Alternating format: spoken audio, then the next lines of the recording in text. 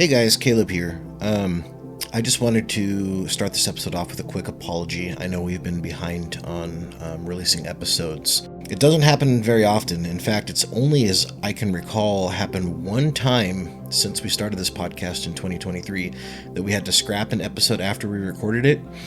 But in the last 2 weeks, it has happened to us twice. So for various reasons, after we recorded, we just weren't able to put the episode up for one reason or another.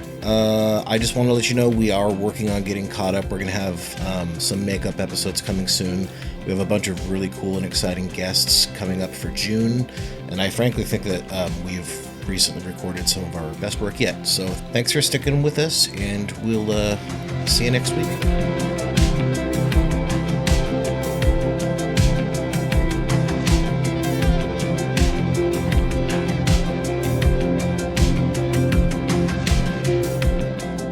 And this, you're not going to use this video for anything, right? Because my lighting, I look terrible. No. We're audio. I'll just be using it later, but don't worry. Okay, that's fine. And you can use it. You can use it for whatever you want. I just don't put it online. Is all. Don't worry. All right. I will start recording on my end as well. Glad that I got the benediction of do whatever you want with my video there. That's recorded. So that's binding now. It's on the record. We can do whatever we want with this. We're also going to be selling your likeness to Nabisco crackers. Yes, that's just fine. So you know. Yeah, you can do, certainly, I love being remixed. So anything you want to do with any of this stuff, any sort of, devices that you want to teach off of anything that's recorded here so that they can better emulate a stammering weirdo online, you're welcome to do that as well. In the past, people would have to fear what individuals' intentions would be, but you're not ready with what AI is going to do with your audio and video. You're not ready. We're so early. It's never going to be worse than it is right now. I'm sorry that you had COVID. Is that the reason why we bagged last week? That's perfectly fine. No, unrelated. But I've also just been horribly sick for the whole last week. Oh, it's a lot of things recently. But you're so fine. All right. No, I was gonna say, so I've just been eating a lot of beef tallow, and I feel a lot better now. Yeah, that's where it starts. Yeah, with you got to get the right fats. Yeah.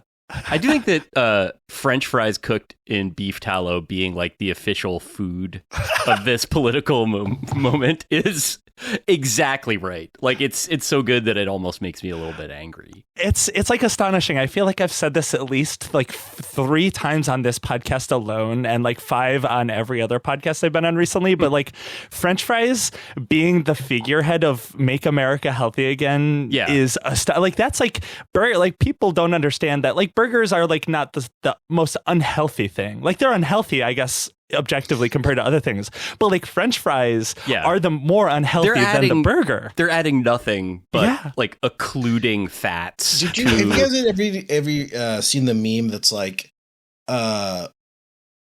burgers are the ultimate white man's food because Jews and Arabs can't have bacon. And Hindus can't. I saw that earlier today, and it was. I feel like I'd seen some version of it before, but this was it was a tick dumber. Since I'd previously seen, even with white nationalism, Americans are imagine a hamburger. Yeah, so that was it's an amazing punch. I also there's a certain perfect 2025 reactionary certainty where it's let me break it down for you, and then it's just 5 declarative thoughts, all of them incorrect, phrased as with absolute certitude, where it's being Jews can't eat bacon. It's I disproved that earlier today. It absolutely can be done. You heard about this thing called Dunkin' Donuts? Yeah, they got breakfast sandwiches. Oh my god, huge. I fucking love Dunkin' Donuts. Holy shit. I know you guys are on the East Coast. I know you guys love your little Dunky. But I gotta say, Dunkin' Donuts, compared to any other fast food coffee, is the worst black coffee I have ever had in my life. I think of it as being the good one out of those. Yeah. I mean, I guess it is. You're grading it on a different scale, right? In the same way that I could say that Domino's is the best of in class for the sort of pizza that you would get during a very long car ride. Right, exactly. But it's not the sort of pizza that you would get on purpose unless you were It's the way you appreciate a shitty horror movie. Yeah, exactly. And I think that's a reasonable way of doing it. I don't know. I guess I sort of have been handed the opinion that Dunkin' Donuts coffee is like best in class for that. And I've never really like stacked it up one way or the other. Like every time I get Starbucks, I feel like I've fucked up and failed in some way. That's how I feel too. Yeah. Yeah. We're just like, you couldn't find another option. Like this is the thing that you had to do. It feels like the Disney version of coffee. I don't really know how to explain that, but it feels like Disneyfied coffee. I respect their dedication to keeping the kind of like 90s-y like Central Perk aesthetic. When like if you go to like the Starbucks that's in like the Molly Pitcher rest stop on the Garden State Parkway, like they still have like a Nora Jones song playing and there's a couch and like everyone that is in that rest stop is there to like shit, hydrate and like maybe get some food that they're gonna eat in their car. Like no one's gonna be like kicking it there. Yeah, that's why at the end of the day, I always do go to Dunkin' Donuts. I do. What do you have out Dunkin' in Chicago? What's your coffee of choice in the who are your guys? My guys, our guys. I don't know. The one I typically go to is Dark Matter. I think there's like one in New York, maybe California, but it's mostly Dark Matter. Dark Matter. Is it like a chain or is it just a? It's like a chain. There's like, I forget how many locations there are, but there's like a bunch around, like especially closer to where I live. And it's just great fucking coffee. Just like the best black coffee I get close to me. I'm supposed to shit on all of you for having bad coffee. I don't know if that's true or not. You're in Seattle. Oh yeah. Yeah. I just get like whatever regional fucking, I don't know. There's so much just like on every other block there's like some random pop-up or stand or whatever, so I just go wherever. I become real capitalistic when it comes to this specific thing, which is like the thing about Dunkin' is not like, oh, it's the best cup of coffee. It's that I could get the same cup of Dunkin' Donuts coffee on the New Jersey Turnpike in Ridgefield, New Jersey, as I would in like Baja, California. So like I'm getting the same fucking thing everywhere. And that's all that I want. It's like a warm hug, That's what I want. It's consistent. Yeah. Or whatever the like upper New England version of a warm hug is, which is like punch a pat on the face. Yeah, I was gonna say like somebody in a Red Sox hat, like a guy that looks exactly like Kevin Youkilis trying to fight you seconds after meeting you for the first time. Like that's basically what you're looking for. Yeah. Yeah. Nice. Should we start? Do this? Yeah, let's go. Yeah. Welcome back to Western Kabuki. My name is Caleb. As every week, I am joined by my co-hosts. June, how are you doing? Good. I decided to smoke 2,000 cigarettes before recording. I wanted to get that authentic vocal fry. I'm auditioning for the Red Scare podcast, so Is it the show? So this is just how I'm going to sound today due to my addiction of cigarettes. Just mentioning that's going to cause us problems. Why are you doing this? I guess I'll tell the truth. I was sick. I was a little sick, but I also smoked 2,000 cigarettes. That was just it's just for fun. We all do that. Yeah, of course, absolutely. But I'm great. I'm doing good. Good. Alex Goldman, how you doing, pal? I'm vibing. My daughter today wrote, "I hate you. This is true" on a piece of paper, and then was like, "Hey, fold this into an paper airplane." And I did, and then as I was walking away, she threw it at me and was like, "There's a note on there for you." Yeah, I saw that. I think your haters are gonna have a field day with that one, pal. Wow. Whatever. That's clever. That's pretty good. I wish when I was a kid, I thought of that one. Man. That's a level of She's fucking so brutal. I could not be more proud of my daughter. Seriously. It's more brutal than some online dunks I've seen in recent days. Yeah. Yeah. Lolo, aka Train Boy. How are you doing, Train Boy? Good. I love trains. That's why you're saying that, right? I'm upset that you brought up the Red Scare pod because they posted me. I have a Reddit ping because I'm a fucking sicko, so I always know when people are talking about me on Reddit. Yeah. And someone posted a picture of me from, by the way, 2 years ago, a picture that I posted. That was like my nipple, like me sitting on the beach with like my nipple out. Like it was like a below the neck like photo that I did. Like not trying to be sexy, just kind of being disgusting. Like you have nipples, like they're gonna be in some photos probably. Yeah, but it was it was tagged how I picture you guys when you make fun of Timothy Chalamet and David Hogg for being unmanly. Red Scare box Damn, they subreddit. beat your ass. Dude, God, dude. it fucking That's so much worse than what my own flesh and blood did to me. Oh my god. Damn. Crazy. I'm sorry though. Like we're laughing, Yeah. but that's actually really like that's kind of evil. We might have to do something about that community. Well, I will say one of the top comments is Truth Nuke. This guy is a perfect looks match boyfriend for probably 80% of the girls on this sub. Oh Wow. God. You know what? I think they're all beautiful. That's an Uno reverse card right there. Yeah. Like that person fucking got him. They hate the show and they hate each other on that subreddit. Every time It's I've gone so in there, it's just like interesting damn, how knives much out. hatred there is there. I got they also are very gay. I didn't know how gay they were. I thought it's a lot of gay men. What I've noticed about Reddit is like all of the big podcast adjacent subreddits all generally hate the podcast that they're themed around. Yeah. I don't know what's going on there, but Yeah, I'm early. I can introduce myself in a moment. The Bill Simmons one is iconic for that, for sports. That like any fucking blooper on that podcast, they are right on it. I don't see them posting highlights, but if like Ryan Russillo ever gets an M and an N like transposed in a word, they're like, this bitch, and then there's just 1,000 upvotes on it instantly. I respect it. This is people are very close to those they hate, I guess. I imagine that's why there's still maybe people in the Kanye West subreddit at this point. Yeah. I wouldn't like that's the best possible explanation for why there's people in the Kanye West subreddit. Yeah. Oh God. Yeah. Or at least I would hope so. I guess on that note, we are joined by David Roth, editor and co-owner of Defector and co-host of the Distraction podcast. How are you doing, pal? I'm good. Sorry, I was so excited to mention the Bill Simmons subreddit. No, dude, that I did not wait to be know that. introduced. No, you're good. Yeah, we know you're a big hater on there. Yeah, yeah.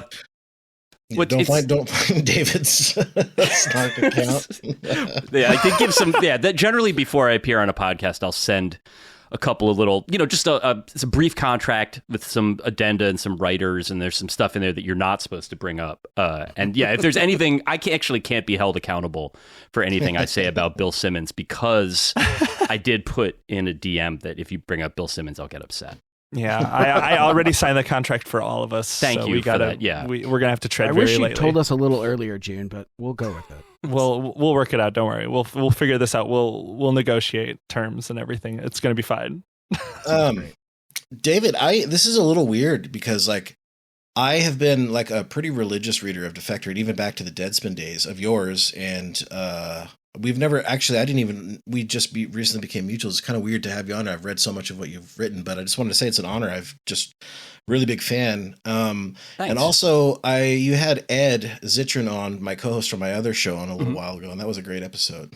So. Yeah, he's a real live wire on there. Yeah. I'm gonna go on his pod at some point in June, I hope, and like he's part-time in New York now, so I haven't seen it yet, but he is like choosing the Mets fan lifestyle, and I, as somebody who cares about him, you're a Mets fan too. Yeah, and I've like taken him aside, and sort of remonstrated with him to the extent that I could, where I was like, you don't have to live like this. And he's like, no, I think it'd be fun to live like this. And so we'll see. I'm going to go. I mean, like, he's already a Raiders fan. I know. Another one that he chose. Like, there's options out there.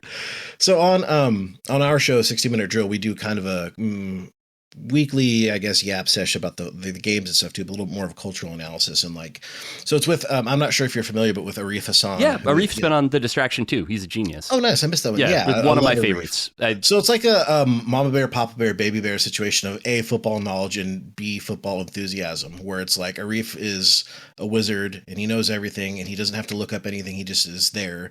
And I'm kind of the football midwit. But then like Ed's role is just to be this dour British man who screams about how the Raiders are ruining his life. There really is something special about it. Like just getting to hear, like, especially because it's the Raiders, so it's like it's the most roundly disgraced football personages that have ever existed. But then hearing Ed with like this kind of aristocratic British accent be like, Bill Romanowski, how dare you? You know, like it's just wonderful. I don't know anything about football, but the most I have ever enjoyed football in my life was when it was both Ed and Arif on for I think it was a Super Bowl episode. We were just kind of talking about the Super Bowl, and just listening to Ed, like the way he talks about football, it's like he just got beat by like a gang of roving kids with baseball bats, and he's just like crawling in the streets is like his demeanor the entire time, and wearing a fucking Jamarcus Russell jersey. And it's the most fun I've ever had like thinking about football in my life. It's so good. He's definitely understands something important about being a fan, which is that like it's a dumb decision that you make willingly. Like you are just giving yourself to that experience. And you know, like having like a main gig where you're like really upset about something upsetting, and that is your public persona. And then like when it's time to like clock out at the being mad about AI factory, and then you just like clock the fuck in at watching the Raiders in your leisure time is really like all I can do is tip my cap, man. He gets it at a deep level. Yeah, there's always was a choice for him. I tried. I'm obviously up here in Washington State. I tried a little bit. I was like, maybe I should get Ed into the Seattle Mariners just because I want to see what would happen. I think it would break him. Yeah, they're amazing. Like I think he can't be told about Jerry Dipoto. It's not, he's got enough on his plate. Like if he found out that there was a guy that acts the way Jerry Dipoto acts, I don't think it would be good for him. It's not really good for him. I think it would be genuinely bad for his soul. I think at the end of the day, just like dedicated haters, and not even haters, but dedicated people who torture themselves with their hobbies is remarkable and should be saluted. Yeah. I mean, I respect the people that are just sort of like, no, my thing is like 10 milligram edibles and I just paint Warhammer figurines. Like that's very enlightened to me, but it is not the frequency I vibrate at. Where's like, the torture? Can't do it. Yeah. Whereas I'm like Googling stat lines for a team that hasn't like won a playoff series since Bill Clinton was president. I think. Yeah, I went on a Mariners podcast with Nathan Bishop not long ago. Nice. And good dude. But it was the sort of thing where just like, I don't have like a rooting interest with the Mariners, but just like reading a couple of stories at Baseball Prospectus and then talking to him for an hour, like I left it like I guess like hating the Mariners, like not in a way where I wanted them to do bad, but just like the correct reaction. Hating what like ownership has done to the people that care about them over the course of 20 years. It's okay. We'll have a really cool Star Wars bobblehead night soon that'll get butts in the seats. Yeah, I was gonna say, like it seems like this is the other secret about it is that Mariners fans, the thing that they get is that like it does suck to have your team be that way, but also like it's cool to just like go drink 4 beers at night in a baseball stadium, and everybody seems more or less okay with that, which I respect. Yeah, it's a great ballpark. I mean, especially this time of year when the weather finally gets good, everyone's in a nice mood. Get some garlic fries, a couple beers, and you watch your team appear to be a competent baseball team for a couple months, and then just when you think maybe they have it this year, they will fucking crater and destroy you. There are a couple of good trades away, and then it's just they'll make 6 trades that make the team slightly cheaper and slightly worse, and everybody's like, oh, right. I forgot. Yeah. That's what we're doing. Speaking of people who suffer, as you said, for their hobbies, June, we're actually not here to talk about sports. We're here to talk about something a bit more sinister, which is very funny. I guess I would. How would you even describe this? These masculinity retreats. I think you guys have. What's your guys' exposure to this? My exposure to it is only you discussing it. Like I don't know. The algorithm is not serving it to me. It knows that I'm a soy boy, and it doesn't. It's like I've given up on this guy. Well, you're past the point. So describe to me like which specific corner of the sad masculinity space we're talking about here. I mean, it's under my interpretation that it's like of the right wing. From what I know, it's like a right wing version of the like. I don't want to say Proud Boys, but of the like more extreme sort of politics. This is like hustle and grind right wing a little bit. At least the main one that we're going to be talking about today, which is the Modern Day Night Project, the MDK. There are other ones that have different I mean, they're all right wing, but this one. So I guess my takeaway from this is more about like a hustle and grind set thing. So yeah. So I've gotten served like sort of like reels that seem similar to this, but they're like sales adjacent. Like it's like some guy. Well, that's this as well, by the way. Nice, hell yeah! All right, so go ahead, fuck me up. Tell me more. So essentially, like you may have seen, it's the Alpha Male Boot Camp, quote unquote, it's 3 days long. Well, they do a couple different projects. The one that most people know of is the 3-day boot camp, where people pay $18,000 for 3 days, where they kind of like simulate Navy SEAL training types of things. They do a couple different ones. One is like the actual Hell Week that they try and recreate for just like schlubs. And turns out that it's a really bad idea to take normal guys who aren't ready for this and make them do this for a week, because 2 people that I found in my research for this have fucking died doing it. Oh God. See, because that's the thing, is like that's going to happen when your main demographic are like 20-year-olds who are really lonely on like Twitter and 50-year-olds who still post right-wing advice animal memes on Facebook. That is like the only 2 types of people that would end up going to this. Also, the special, like the narrow, like, so that broad group, and then you've got like the 25% of it that is like, I could hold my breath for 5 minutes. Like people just like also have completely fictional beliefs about their own capacities physically. Yeah, no, they think they're really they're like different. They're totally different. They're built different. They're going to survive this hell camp. So how did people die? You can watch their introduction video, and you guys can kind of wait. The people that died have introduction videos. This is just for the MDK specifically. By the way, the MDK is no. We'll get to it, but it no longer is in service because of a myriad of factors, including. For some reason, whenever I hear the name, all my brain wants to say is millions of dead cops. I know that those aren't even the right. It's not even the right acronym. That's what I hear. Wait, so what is this place called? The one that is now shut down?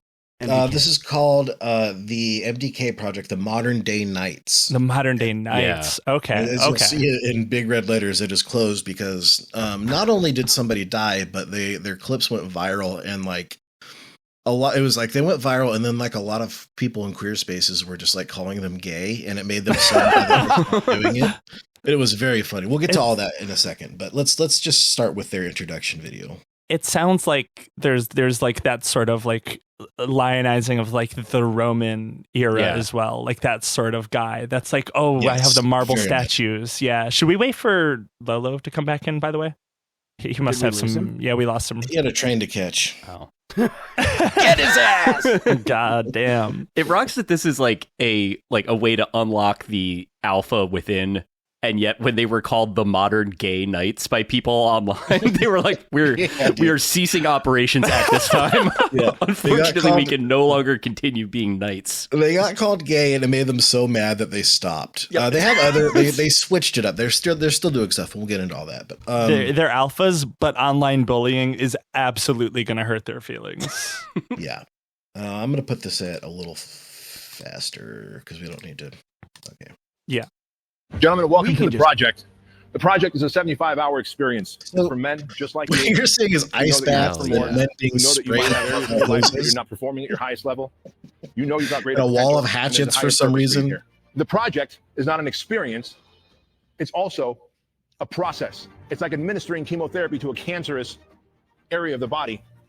And it's going to unearth and expose who you are. The physical challenging that you go through is purpose-driven. Every single evolution is purpose-driven. Every single evolution creates opportunity for 4 things: to lead, to show emotional discipline, to communicate, and to problem solve. So the project is here for a purpose, to help you become the man you know in your deepest heart that you're meant to be. The axe is in the background. So I was going to say, hundreds of hatchets. No different than a doctor would administer chemotherapy to a cancerous body part. You have to be able to control your emotions. Because the moment you shut down and you let those thoughts come in, I like how they're doing their little kicks in the ocean. Your self-talk is never, yay, you got this. What did you do? Why did you sign up for this? This is harder than you think. So I want you to understand that. It's derivative. It just keeps doing that. Basically, it's. So that was like a minute. Watched at 1.5 speed. There's so much ice involved in this. Yeah. People are constantly being submerged in ice. So this might not be a main focus of what they do here, but I did notice that too. It's a lot of ice. And it's like, there's been this weird thing. Do you guys remember that Ashton Hall, like health influencer guy that would like dunk his head in ice? That's the dude that's like, looking at it, bro, I got to get at least 10,000. That dude? Yeah. I love his work. I love that. Yeah, it's incredible. But what is with this like men's influencer with like specifically ice and being cold? Because even that Brian Johnson guy is obsessed with keeping his body temperature as low as possible. Like there is something going on with these like hyper masculinity sort of right-wing coded spaces with like ice and like dunking their bodies in ice. I don't know, man. It's so weird. I had not noticed this before you, June. So yeah, there's just like a weird cross line or like a through line. They do the ice baths. That's a big one. And I'm cold plunging ahead, and I shouldn't, but they have a father and son version of this. Where one of the activities that you do is you get into an ice bath with your son, as young as 12, by the way. Hell yeah. Oh, and Aaron Rodgers, we got to send him there. Mother boy extreme. This is great. And in the ice bath, the video that I watched, it's like some poor 12-year-old who's very upset, and his dad's screaming at him, "What's your name?" And he says, "My name's Aiden." And you say, "I'm a man," and he screams, "I'm a man," and he's like shivering in this fucking ice bath. Jesus How do you even Christ. sell that to like your wife? Do you like, are you like, sorry, honey, we gotta go torture my son for a weekend. We gotta give him frostbite, cut off his limbs to make him a man. Like, I'm concerned that Caden is beta. Yeah. I think we need to take action now. Yeah. The tragedy of This having is what happens when like you tell your parents you want to join choir. They make you do this. Yeah, your dad goes up to your wife, is like, "Honey, our son, our chud son is I think soy." Caden is gay. Yeah, we gotta freeze the gay out of him. So, with your permission, and I'm asking as the servant leader of this household and the paterfamilias of this unit in which we are all ensconced at this time, I would like to make Caden walk across hot coals with me at the Tony Robbins thing at the Radisson next weekend. Is that cool? Yeah.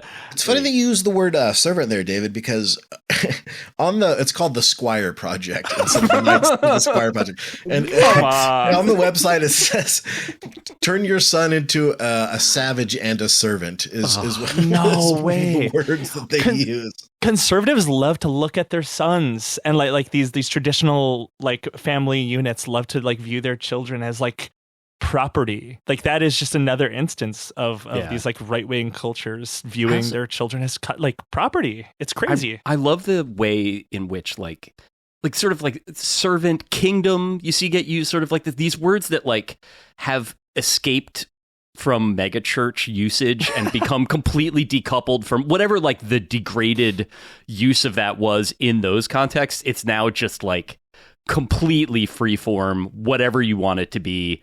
There was a poster for an event in Philadelphia that we were thinking about trying to write about at Defector. I don't know if we actually sent someone to it, but it was like a sort of something like this, but it was like for business stuff. It was about like how to invest and how to like be a better entrepreneur.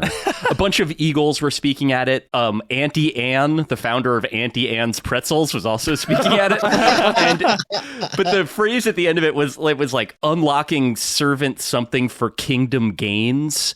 And just the phrase kingdom gains has been stuck in my head because I know, like, it's clear that what that means is cryptocurrency, but it's just a question of like, how does it come out so church coded and yet also so obviously as this kind of like whatever this is, which is basically like, are you selling enough cars? Like, does your family actually respect you? Do you need to shoot a flaming arrow to get better at those things? Which, you know, whatever. Yeah. I guess it's the market filling a need. It's an obvious yes. Yes. Well, I mean, go ahead. Oh, I was just going to say this completely like all ties into this because like, so you pay $18,000 and one of the things that like they made it right before they ceased operations. The founder, the main guy, there's like one main guy and then there's like 4 bald muscle men that he calls his enforcers. It's like literally calls them like his pain enforcers.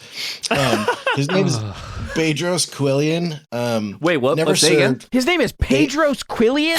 He sounds like a Star Trek villain. Yeah, this is great.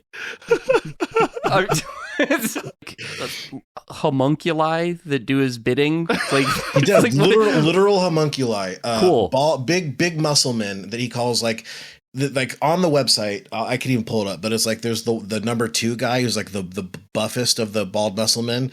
He's like his job is to ensure that you suffer or whatever. Oh like, my god. Cool. This is all like LARPing. They're all Yeah. just LARPing. It's all so performative. Yeah, It's like, you know what real men want to do? They want to like do like they want to act like little enforcer boys. They want to like do some fake acting type shit. That's Another what they want to thing do. that's like twice as perverse somehow out of context. It's like when people do this to become a Navy SEAL, it's like, whatever, do what you got to do, I guess, if you really want to be a SEAL that bad. But doing this so that you can like be a more aggressive salesman and emotionally volatile father figure in your home, like just taking all the aesthetics of like hardcore military style training and then just completely decoupling it. Hey guys, Caleb here. This has been a preview of a premium episode. You can find the rest at our Patreon at patreon.com/Western Kabuki. Probably about an hour left on this one. This one ran pretty long, so there's lots left to go. Really good episode. David's awesome, so we hope to see you there. And if not, in the meantime, we'll catch you at the next episode. See you soon. Bye.